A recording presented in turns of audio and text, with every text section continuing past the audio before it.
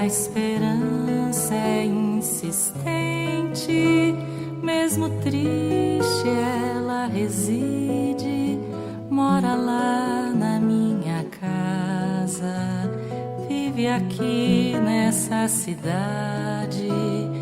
Quando alegre cria asa, quando chora ela pousa. Olá, amigos da família Esperançar, e olá a todos os amigos novos que estão chegando para esse trabalho do Evangelho gravado, né? Chamamos de Evangelho Online. Essa ação, ela aconteceu por uma necessidade muito grande que todos nós estamos vivendo de fazer o Evangelho gravado e oferecer à família Esperançar. O que acabou acontecendo? Estamos completando quase 4 meses e o retorno das pessoas tem sido muito grande. Nós temos uma visualização diretamente de aproximadamente 200 pessoas por semana, daquelas que são atingidas pela página do Face e pelo canal do YouTube. Só que muitas outras pessoas nos comentam que compartilham com seus, divulgam e passam para amigos, parentes, enfim. Então, neste Evangelho, nós gostaríamos de pedir a gentileza de quem nos conhece e pudesse escrever ou nas redes, nos comentários, tanto na página do Face quanto do canal do YouTube, ou a família Esperançar pelo WhatsApp, que todas essas informações vão chegar até nós. 3 perguntinhas. Primeira perguntinha: você assiste este Evangelho só ou com mais algumas pessoas? Quantas pessoas? Segunda pergunta: você compartilha este Evangelho toda semana? Você sabe aproximadamente para quantas pessoas? E a terceira pergunta: você gostaria que nós continuássemos com o Evangelho online, independente de quando a casa se abrir?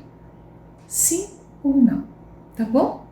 Essas 3 perguntas vai nos ajudar bastante a tomar algumas decisões. O tema escolhido para esta noite é Bem-aventurados os misericordiosos, porque eles próprios alcançarão a misericórdia. É uma máxima das bem-aventuranças que vem trazer para a gente um roteiro, né, para nos embasarmos na nossa modificação. Mas eu queria chamar a atenção para vocês que a tradução dos evangelhos vem nos dizer: bem-aventurados os misericordiosos, porque eles próprios alcançarão a misericórdia. Existe aí, implícito nessa máxima, que nós é que temos que alcançar essa misericórdia, né? No dicionário, fomos procurar o sinônimo de misericórdia. Lá está escrito graça, perdão, indulgência, compaixão, pureza. A mente humana que caminha entre nós e que já está desperta a esse encontro com a misericórdia é uma mente humana, é uma mente diferente. Ela já pensa diferente. E é isso que nós gostaríamos de conversar. São mentes que já mudaram seu pensamento, já utilizam a potencialidade do espírito para poder fazer essa transformação, primeiro dentro e depois fora, né? Como nós andamos enxergando a nossa mente para esse entendimento, para essa transformação, para alcançarmos a misericórdia? Porque é fácil trazer hoje textos embasados na misericórdia e a gente fica, nossa, que coisa maravilhosa. Mas eu acho que os passos mais certos para o nosso nível de evolução que estamos é mostrar o caminho, qual o caminho possível hoje de realizarmos para alcançarmos a misericórdia. E eu queria então contar uma experiência de uma chimpanzé para vocês. Essa chimpanzé, ela foi criada por um casal de psicólogos chamado Débora e Roger Foltz. Eles então fizeram uma experiência durante 40 anos com esse animal e logo quando pegaram como filhotes, desenvolveram um ambiente como se fosse para uma criança surda e muda. Então a macaquinha Wash, ela foi aprendendo a se comunicar pela língua de sinais do Código Americano. Então, por muito tempo, o casal de psicólogos e os pais adotivos da Wash evitavam de comunicar-se perto dela, e sim só usando os sinais, né? A linguagem de sinais. Durante esse período todo da vida dessa chimpanzé, ela conseguiu entender e reproduzir mais de 250 termos dessa linguagem de sinais. Durante a sua vida, ela adotou 3 chimpanzés e ela conseguiu ensinar a esses chimpanzés alguns códigos de sinais sem a interferência humana. O Wash, ela é realmente uma sumidade, um absurdo. Se vocês começarem a procurar na internet os relatos da experiência, tem muita coisa sobre o Wash. Então, como é que a chimpanzé se comunicava com o casal? Ela, pelos sinais, né? Ela dizia Wash, passear, Wash, comida, Wash, dormir, Wash, carinho, Wash, rua. Então ela se comunicava e procurem todo o material que tem na internet, que é bastante interessante. Se analisar os pensamentos dos espíritos encarnados que jogam na atmosfera do planeta Terra diariamente, hora a hora, dia a dia, nós vamos reparar uma coisa muito interessante. Pensamentos muito parecidos com a chimpanzé Wash. Eu quero comer, eu quero me divertir, eu quero dormir, eu quero carinho. Nós somos muito parecidos. A única coisa que difere é a construção da frase. Claro, temos mais condições, mais habilidades para deixar uma frase completa. Mas o querer se aproxima muito. E é isso que a gente queria conversar e analisar. Reparem que o conteúdo é quase o mesmo da grande maioria da população da Terra. Dá para imaginar o casal chegando um dia em casa e vendo a Wash assim, ser ou não ser, eis a questão. Da onde será que eu vim? Para onde eu vou? O que é fraternidade universal? O que é bondade? Não dá para imaginar uma coisa dessa, porque isso nunca aconteceria. Porque isso não faz parte da essência do animal. Essa expressão filosófica de pensar, de se questionar para onde nós estamos indo, o que queremos, é uma potencialidade do ser humano. E aí existe um linear muito enigmático ali. Até onde o animal pode ir e até onde infinitamente o homem pode alcançar. Joana de Ângeles, que é um espírito que tem nos trazido muitas referências sobre a parte psicológica do ser, sobre a mente, ela sempre diz: o que fazer quando o ser humano não penetra na sua condição de essência? Ele tem a impotência, mas não realizada. Na prática, o ser humano é muito próximo da Wash. Quero comer, quero passear, quero carinho, quero dormir. O Wash não entra nessas questões filosóficas porque ele não pode. A Wash, né? Porque é uma chimpanzé. O ser humano não entra porque não quer. O escritor espírita Adenauer Novaes, ele sempre comenta, né, nos seus livros, nas suas referências filosóficas e espirituais, que a evolução é um aprimoramento do espírito, é uma descoberta dia a dia aqui na Terra. A vida é um eterno descobrir coisas novas. Mas como é que então nós ficamos nesse círculo vicioso das coisas do querer do corpo, daquilo que são os meus desejos pequenos voltados às minhas necessidades do corpo, do aqui e do agora? Joana de Ângeles, ela traz um conteúdo psicológico numa série psicológica dos seus livros que acaba sendo muito mais profundo e tem que ser estudado lentamente para nós entendermos, né? Ela se aproxima muito da sua explicação da filosofia indiana, que diz que nós nascemos com duas mentes, como se fossem dois espelhos. Um espelho voltado para baixo e um espelho voltado para cima. Então é como se fossem dois espelhos. E nessa filosofia indiana, diz que o espelho que aponta para baixo atende às nossas necessidades do aqui e do agora, os nossos desejos do aqui e agora.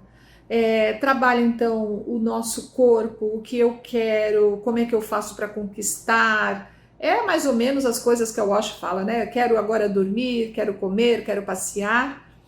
Esse outro espelho voltado para cima, ele está virado para refletir os princípios das leis divinas, os princípios de Deus. Então, com esse reflexo, nós teríamos um trabalho, trazer para a Terra e fazer trabalhar esses princípios aqui. Esses dois espelhos, eles tendem o quê? A se fundir e ser um único espelho.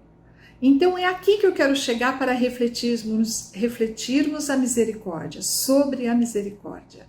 Fundir esses dois espelhos num só é o primeiro passo. Refletirmos os princípios de Deus e ver um jeito de trazê-los para o mundo, de trabalhar aqui no mundo os princípios do Senhor. Assim a mente, ela conhece como atingir essa humanidade que trará misericórdia para dentro dela. Enquanto isso não acontecer, nós ficamos voltados ao nosso ciclo vicioso e egoístico. Antes de sermos espíritos evoluídos, nós temos que ser humanos. Na composição da palavra, reparem que os gênios que trouxeram as belezas para a Terra, os humanitários que trouxeram ações que mudaram nações, as pessoas que são agentes da fraternidade, todos esses estão com seu espelho voltados ao céu e trazendo reflexos para a Terra.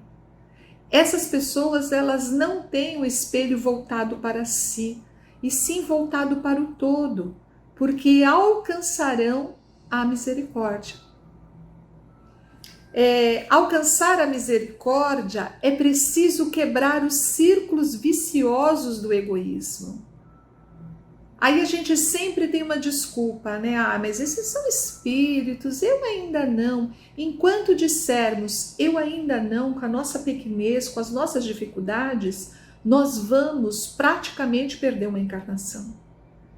E pelo que nós estamos vendo agora, através da dor, e de uma dor muito grande, que só mesmo quem estiver em consonância com esse mundo de regeneração, de ajudar o outro, de sair de si, é que vai conseguir estabelecer um contato para o novo tempo, para o novo mundo.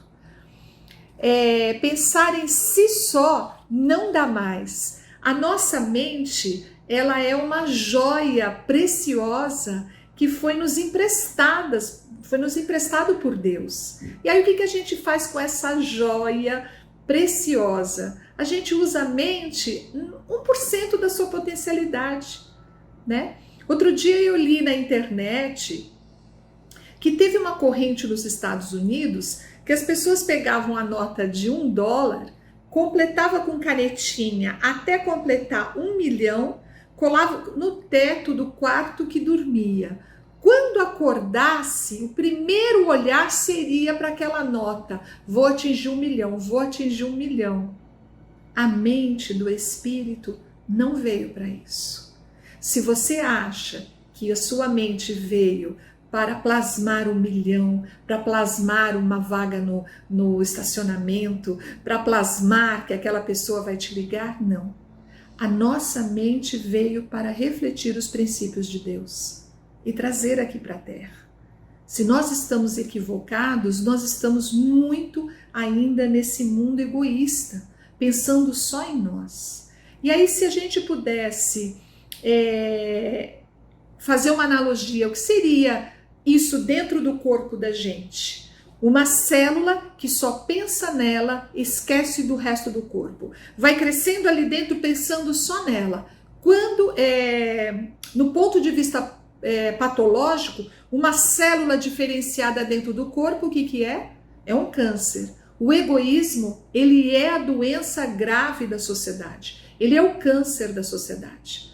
Por isso, nós precisamos alcançar uma outra maneira de enxergar o que nós viemos fazer aqui. Todos nós, sem exceção, temos a capacidade de captar, os reflexos divinos e possibilitar, concretizar muitas coisas aqui na Terra. Mas depende de cada um de nós. Então, essa ideia superior, viver em nós e quebrar esse círculo vicioso do egoísmo, desse vínculo sistêmico de viver no só quero comer, quero brincar, quero passear, quero dormir, nós precisamos querer e forçar essa nossa natureza, que vem há muitas encarnações adormecidas. Cuidar para que nós possamos um dia alcançar a misericórdia. Bem-aventurados os misericordiosos, porque eles alcançarão a misericórdia. Vamos pensar nisso? Até lá. Boa noite, queridos amigos, queridas amigas. A nossa reflexão hoje vai na direção do sentimento de misericórdia. Jesus, o guia divino da humanidade, exerceu a misericórdia de forma a nos deixar como legado este sentimento de grande importância. Quando, nos derradeiros momentos de sua vida, dirige-se ao Pai, rogando a Ele que nos perdoasse, porque nós não sabíamos o que estávamos fazendo. Então, é preciso trazermos para os dias atuais as reflexões sobre os ensinamentos de Jesus, todavia, buscar colocá-los em prática. E existe uma mensagem muito significativa, embora simples, não é? Do nosso ponto de vista, mas muito importante para nos servir como exemplo e aplicarmos em nossos atos. Ela se intitula por Os Esquecimentos das Ofensas e nos diz: Abir e Farid eram 2 mercadores árabes muito amigos. Sempre viajavam juntos, cada qual com os seus camelos, mercadorias e empregados. Numa das viagens em que o calor se apresentava abrasador, pararam às margens de um grande rio. Farid resolveu tomar um banho e, para isso, mergulhou nas águas caudalosas, fosse porque se distraísse ou porque não percebesse, acabou sendo arrastado pela correnteza do rio.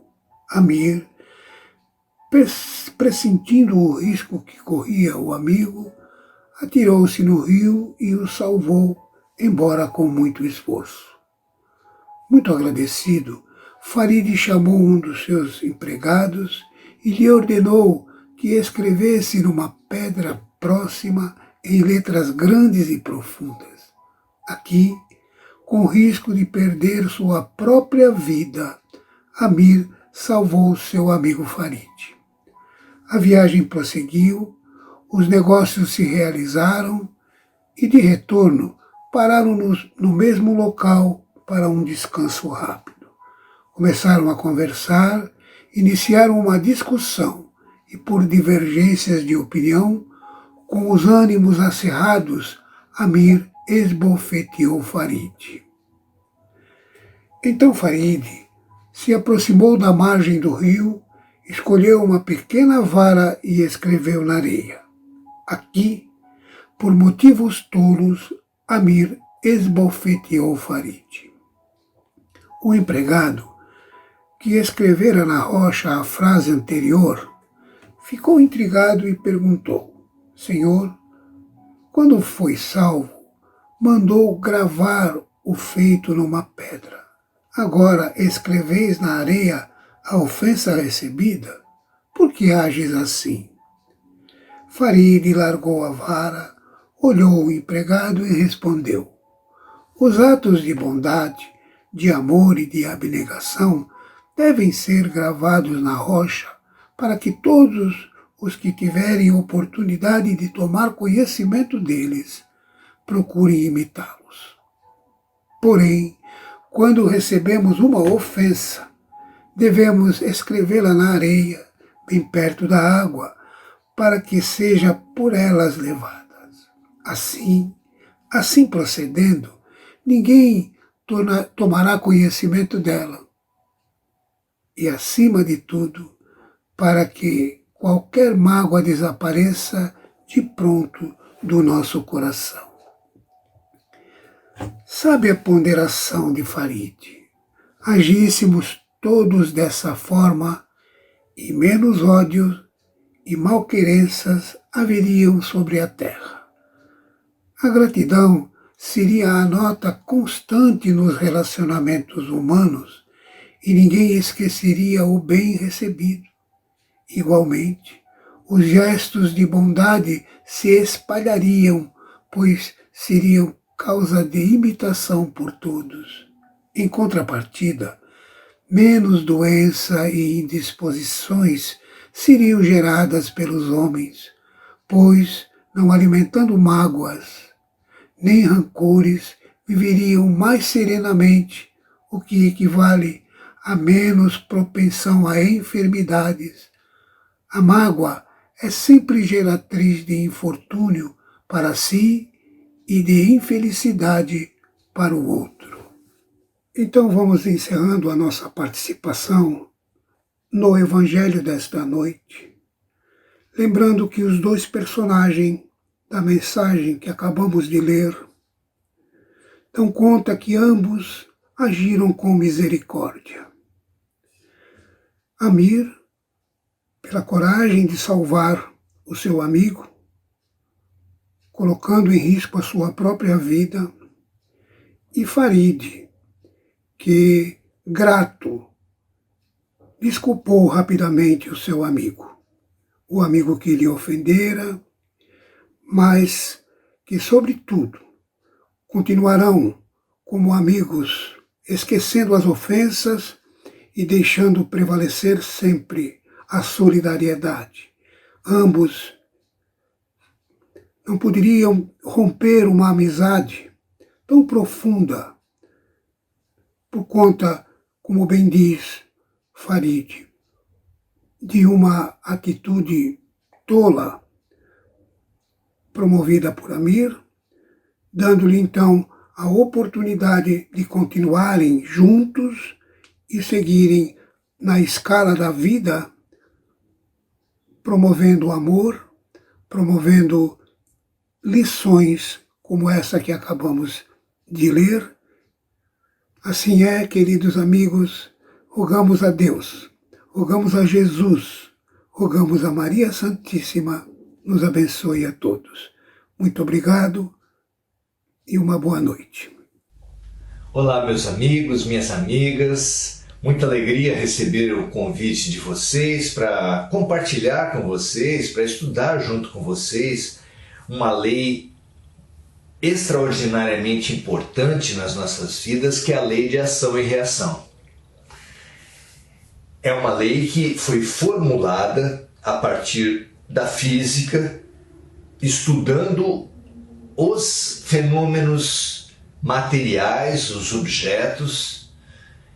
Se percebeu que quando uma ação é impressa, é movimentada em relação a um objeto, uma reação em sentido contrário se faz. De forma que foi formulada da seguinte forma: a toda ação corresponde uma reação de igual intensidade em sentido contrário. É por isso que ao empurrar um carro, por exemplo, a primeira tendência, o primeiro movimento é exatamente o não movimento, porque a inércia age em sentido contrário e neutraliza a sua força. Só num segundo momento, persistindo a sua força, é que ela vencerá a força em sentido contrário da inércia e movimentará aquele carro. Ou, dito de outra forma, você atira uma bola contra a parede e essa bola tende a voltar para você em reação àquela ação que foi feita. Com igual intensidade e sentido contrário, ela volta para você.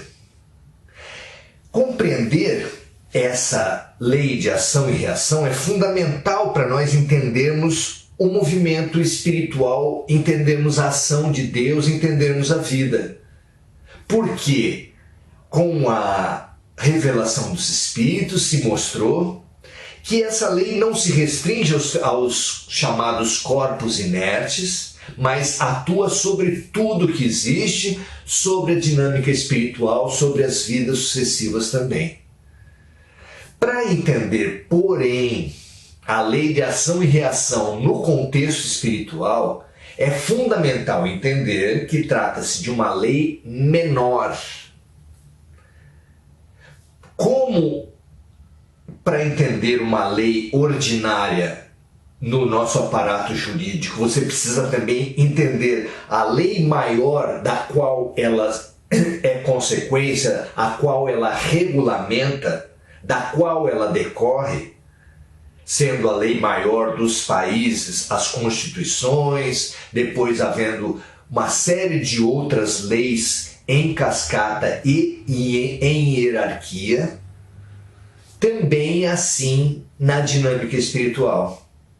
Desconhecer isso causa distorções, como por exemplo na Índia, onde a lei de ação e reação é conhecida como a lei do karma, e que deu margem à chamada estrutura de castas, o que é uma tremenda injustiça, é uma tremenda opressão humana. A lei de castas fala que os brahmanes, por exemplo, que são as castas superiores, não podem ter amizade, muito menos casar-se, nem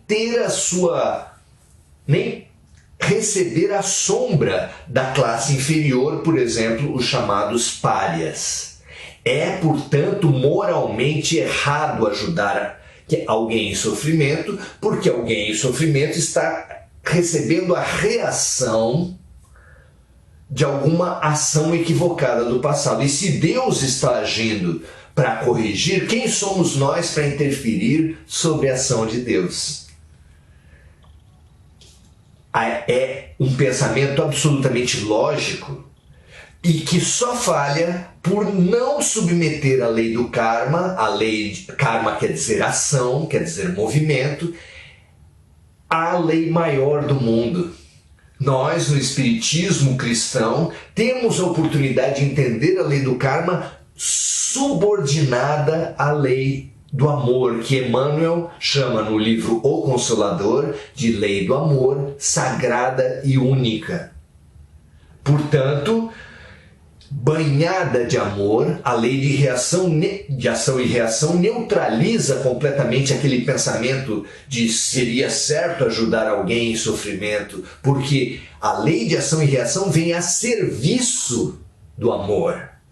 E a serviço do amor, ela só mostra que tudo age sobre nós no sentido de expandir a nossa fraternidade, o nosso amor. Tudo que age e reage sobre nós é para nós superarmos o egoísmo, o orgulho, a vaidade e expandirmos a nossa consciência e a nossa fraternidade. E, além disso tudo, que é uma vital compreensão da vida e da lei do amor, a lei de ação e reação também possibilita que nós extirpemos aquela visão tacanha, tradicional, de que o mal existe. O mal não existe. Ao contrário, a providência divina sempre atenua as consequências dos nossos atos para que nos alcancem apenas aquelas para as quais nós estamos preparados, aquelas que vão nos fazer bem. Mas quando isso acontece, a lei de amor permite que as consequências nos alcancem. Ou seja, não é um Deus julgador, poderoso, que abre os livros, vê as faltas e aplica as punições. Nem sequer são punições, são apenas reações, consequências de nossos próprios atos que fluem para as nossas vidas no momento em que estamos maduros para eles, para nosso aprendizado, para nossa evolução, para nossa expansão ao amor. Não é interessante? É esse o convite de hoje, tomara que seja útil esse nosso raciocínio. Um grande abraço para vocês e vai ser muito bom que a gente possa depois receber as questões, as dúvidas, os pontos de vista que enriqueçam, contestem e completem os pensamentos que a gente pôde ofertar para vocês. Tomara que seja útil. Um grande abraço a todos, muito grato pelo convite. Até a próxima. Boa noite. É um prazer estar aqui para mais um Evangelho com vocês. Eu sou a Elaine e hoje vou dar continuidade aí ao que os amigos disseram sobre a lei de misericórdia, né? A misericórdia que é tão necessária na Terra e que já foi tão bem explicada. E eu vou falar um pouquinho disso na prática, através da vivência do amor. Porque a gente só vai conseguir falar de misericórdia a hora que a gente conseguir ter uma efetiva vivência do amor na Terra. Como é que se dá essa vivência do amor? Quando a gente fala em amor, provavelmente você que está em casa vai ter pessoas que vêm à sua mente. Quem simboliza o amor para você? Provavelmente você vai pensar nos filhos, se você tiver, nos seus pais, no seu cônjuge, em amigos muito queridos, irmãos, familiares. É a vivência do amor primeira que nós temos aqui na Terra, né? A família é aquele núcleo de espíritos com quem nós temos um compromisso e reencarnamos juntos para isso. Nem sempre o amor é a tônica mais forte nos lares, porque às vezes os compromissos dos espíritos podem se basear em outras experiências que não sejam as experiências amorosas, mas o amor é sempre o objetivo. A gente reencarna naquele grupo com o objetivo de amar. Às vezes esse amor já flui fácil, às vezes ele precisa ser construído. Só que falar de vivência do amor, falar de misericórdia, significa expandir esse amor. A gente tem que ir além dos nossos laços familiares. Não dá para eu ter um amor profundo, supremo por algumas pessoas e ser indiferente a outras. Eu tenho que construir em mim essa capacidade de amar e de expandir cada vez mais.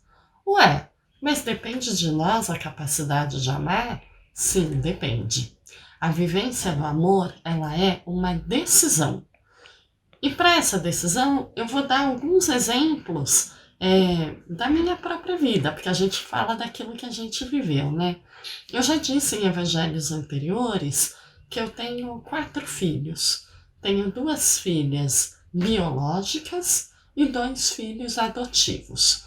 Mudou a forma como o nosso reencontro na Terra se deu, mas os 4 são espíritos com quem eu me comprometi a exercer a maternidade.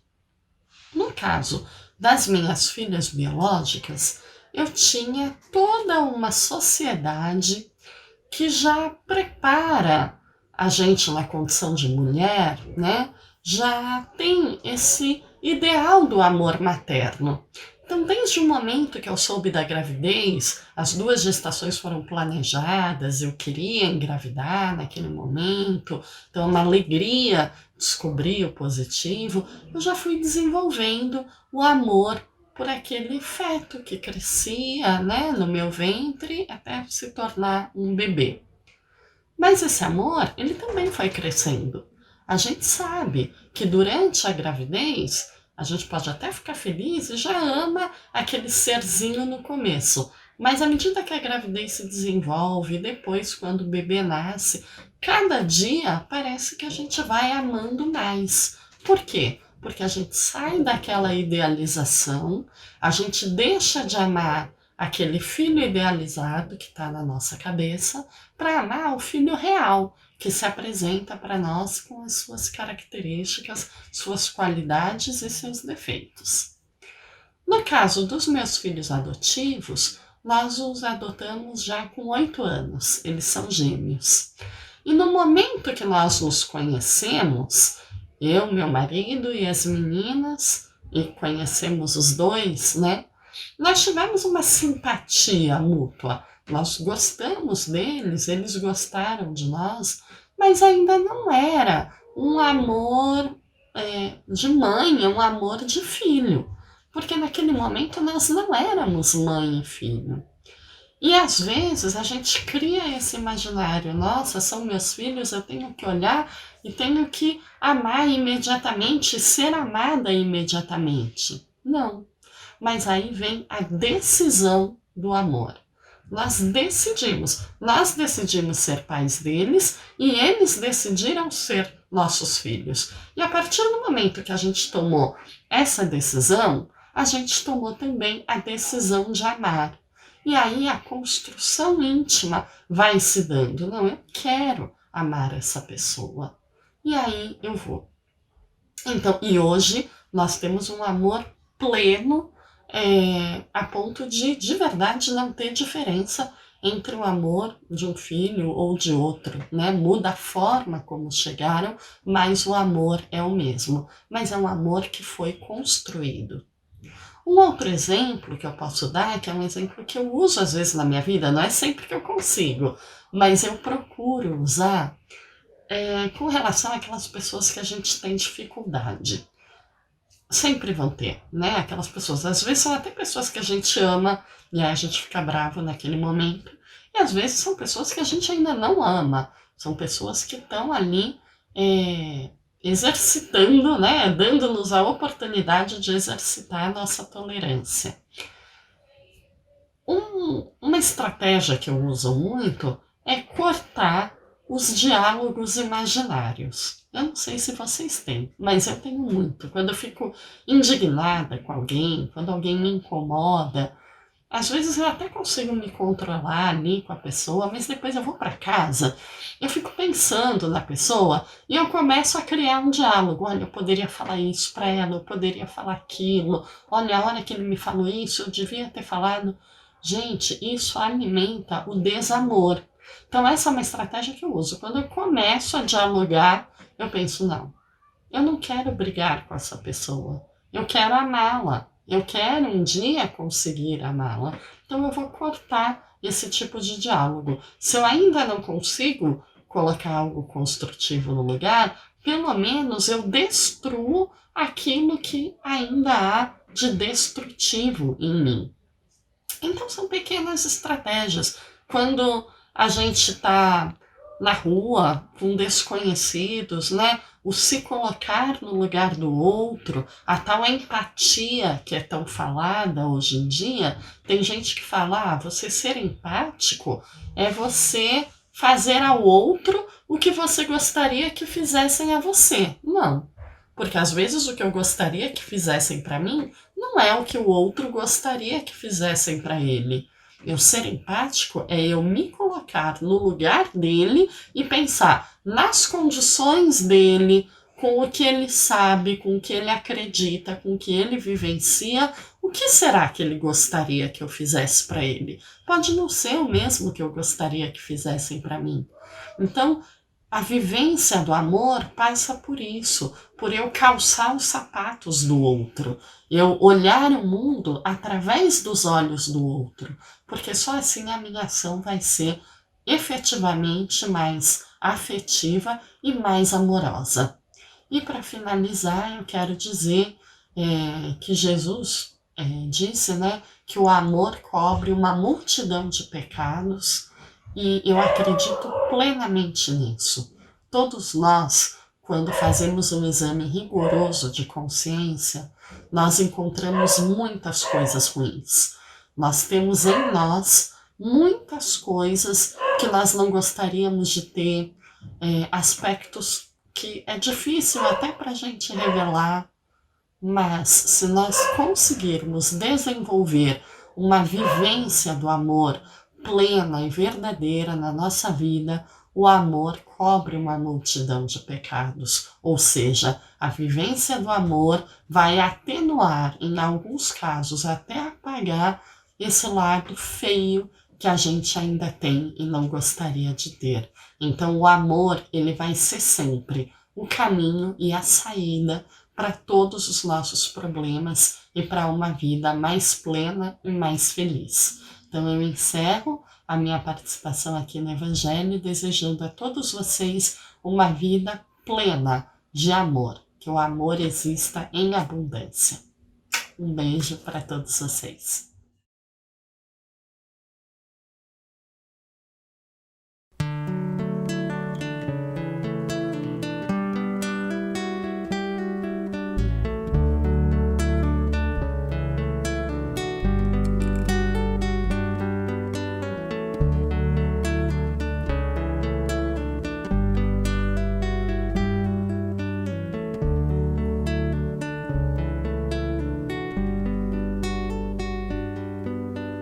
Como alguém que encontrasse a luz depois de andar e andar procurando o caminho, como alguém que enfim já pudesse ouvir respostas que trazem consolo e sentido ao destino.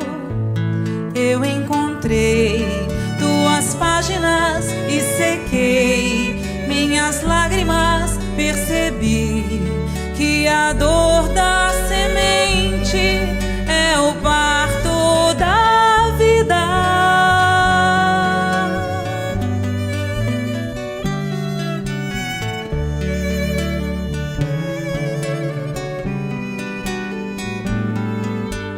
Como alguém que já quer seguir os passos do Mestre com fé e razão conscientes, como alguém que em si já soubesse ouvir as vozes dos seres que habitam o espaço infinito. Eu encontrei tuas páginas e sequei minhas lágrimas, percebi que a dor da semente é o parto da vida.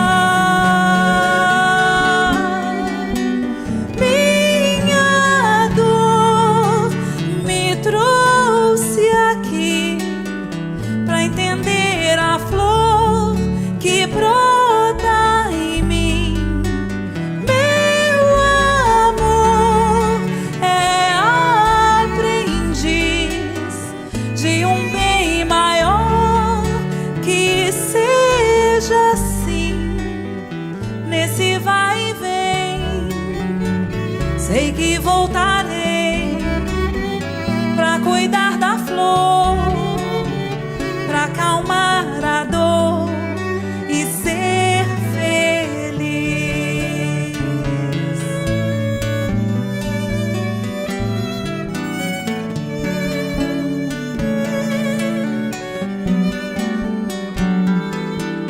Como alguém que já quer seguir os passos do mestre com fé e razão conscientes, como alguém que em si já soubesse ouvir as vozes dos seres que habitam o espaço infinito. Eu encontrei tuas páginas e sequei minhas lágrimas, percebi que a dor da semente é o parto da vida. Minha dor me trouxe aqui pra entender a flor que brota em mim. Meu amor é aprendiz de um bem maior. Que seja assim nesse vai e vem. Sei que voltarei pra cuidar da flor, pra acalmar a dor e ser feliz. Minha dor me trouxe aqui pra entender a flor que brota em mim. Meu amor é aprendiz de um bem maior. Que seja assim nesse vai e vem. Sei que voltar